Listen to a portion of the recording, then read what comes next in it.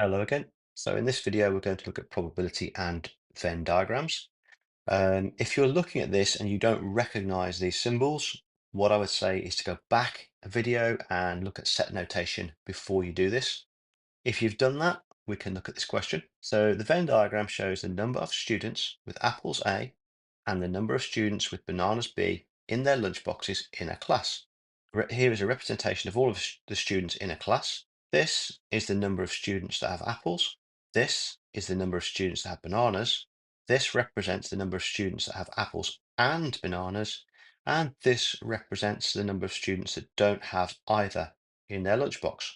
So, first of all, how many are in the class? Well, that's simple enough. We just add all of these together. And if we do that, we should get 32 students.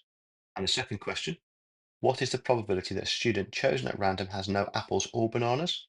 These are apples, these are bananas, these are those without apples or bananas, so there are five that don't have apples or bananas. Okay, question three, we're now looking for the probability of having apples. Well, we know it's out of 32 students, and so we have a total of 18 with apples out of 32. And the next question, number four, what is the probability of not having an apple? There are 18 students with an apple, which means it is 1 minus 18 over 32. Well, that's the same as saying 32 over 32 minus 18 over 32. And that means we have left with 14 over 32. Now, we could have done that a different way. We could have just added the 9 and the 5 together because they are not in the A, and that would have given us 14 over 32. So we're now looking at the probability of having an apple and a banana. So this is the intersection.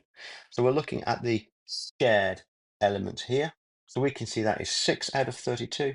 And finally, we're looking at the union of A and B. So we're looking at all of them together. The union is all of them together. So we can add those together, and that'll give us 27 out of 32. Okay, we'll take this one step further, and that's all we need to do, really. So in this next question, we're asked to draw the Venn diagram and then calculate some probabilities. So over here, I've put the Venn diagram together. Notice we only have two sets, so we only have two overlapping. You could have a third set and have a third circle here. However, we'll stick with two. So we have a set of numbers in the complete set, and we have in set A, they are prime numbers only, and in set B, they are numbers less than 7. So we need to take these numbers 1 to 10 and put them in here. First of all, we label A and B. Now, what I would probably do here is take the numbers out so I can see them. So I know prime numbers here are going to be 2, 3, 5, and 7. And I know that the numbers less than 7 are 1, 2, 3, 4, 5, and 6. Okay, so let's put those in our Venn diagram. So we're going to start with the number 1.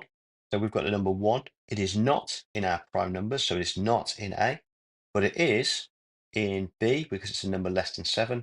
So we have the number 1 over here. Let's now look at number 2. So is it in the prime numbers? Yes, it is. Is it in the, so let's just cross out what we've used. Is it in the numbers less than 7? Yes, it is. So that's a shared one. So that goes in there. So let's look at number 3. Is it prime? Yes. Is it less than 7? Yes, it is. That's also shared. Let's look at number 4. Is it prime? No. Is it less than 7? Yes, it is. It's only in B. Let's look at 5. Is it prime? Yes. Is it less than 7? Yes, it is. Let's look at 6. Is it prime? No. Is it less than 7? Yes, it is. So now we've got number 7. Is it prime? Yes, it is, but it is not less than 6. Number 8. Is it prime? No. Is it less than 7? No. So this will come outside of those circles. And the same with 9 and 10. Okay, so now we've drawn that Venn diagram.